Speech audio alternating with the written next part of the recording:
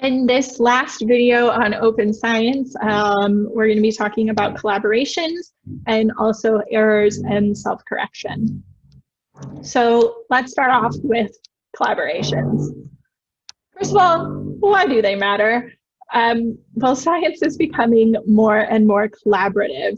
So we're no longer in the phase where science is done by a single professor kind of locked away in their office doing all of the work themselves. But it's moving into more of a collaborative effort across the globe, across researchers, across institutions, where different researchers are bringing different expertise to particular projects. So you may have researchers who know a lot about the specific subfield that they're working in.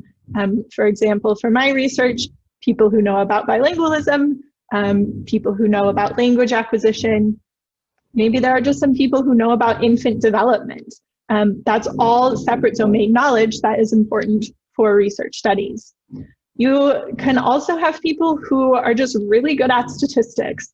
So maybe these people don't quite have all of the domain knowledge, but they can figure out how to best analyze the data. And then you may also have people who are just really good at coding. So maybe they're not super good at the statistics, maybe they don't know much about the domain, but they know how to code in R. And so there are all these different skills that different researchers can bring to a project and ultimately make the project much stronger and improve science and improve what we know about the world. So some practical advice for collaborations.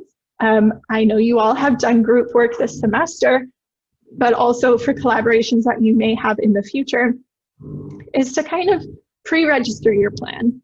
We've talked about pre-registration in previous videos, and this just helps get everyone on the same page about what is going to happen, what the expectations are, not only for the study, but also for the people involved in the study. So this is establishing communication expectations. Our conversation is going to be happening over email, over Zoom. Maybe people start a Slack channel. There are lots of different ways that these things can happen, but they need to be laid out from the beginning just to make sure that everyone is on the same page as to how this is going to work. This also applies to file organization. So if you have people who are working across the world, you can't use a single lab server within one university. You have to find some sort of file organization system where everyone can access all of the information. So practical advice to keep in mind should you ever join large-scale collaborations. For an example of large-scale collaborations that are happening now in psychology, we can turn to the different many asterisk projects that are happening in psychology. So these are large-scale international collaborations, often with over 100 researchers, 100 labs that are all working together on the same project. And the goal of these collaborations is to collect large amounts of data to address crucial questions to the field. So often someone may have an idea, or there may be an idea, theory, hypothesis that's already out there, but one lab cannot collect a sample that's large enough or does not have the resources to do that study themselves. So that's when you turn to collaborations and other researchers in order to pool resources to address the question correctly and thoroughly. So there are a couple different large-scale collaborations that are happening. One is many labs. This focuses on general psychological principles that are often discussed in like your cognitive psychology classes or social psychology classes. There's also the Many Babies Project, which, as its name suggests, focuses on research with babies. My supervisor is part of this, and one of the studies that they did was looking at preference for infant-directed speech in infants across the world. So that was a really important question in the field that they were able to address with over 1,000 babies, which would never be able to be collected in a single lab.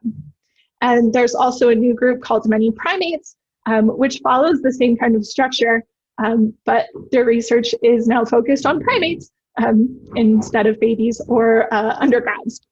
So there are lots of different collaborations that are coming out of this open science movement and could ultimately help us address the replication crisis through thorough investigation of those questions. And then the last thing that I want to talk about is errors and self-correction. So I've touched on this a little bit before with example from my supervisor, but errors and self-correction is an important part of open science because it allows the scientific record to be corrected. So it happens, errors happen because scientists are human. So it's better to identify and correct the errors that happen for whatever reason, whether it's poor study design, incorrect analyses. If we're going back into some of the studies where there was p-hacking or harking, we need to find those errors in order to correct the knowledge that we as psychologists have. So replication in open science makes this easier.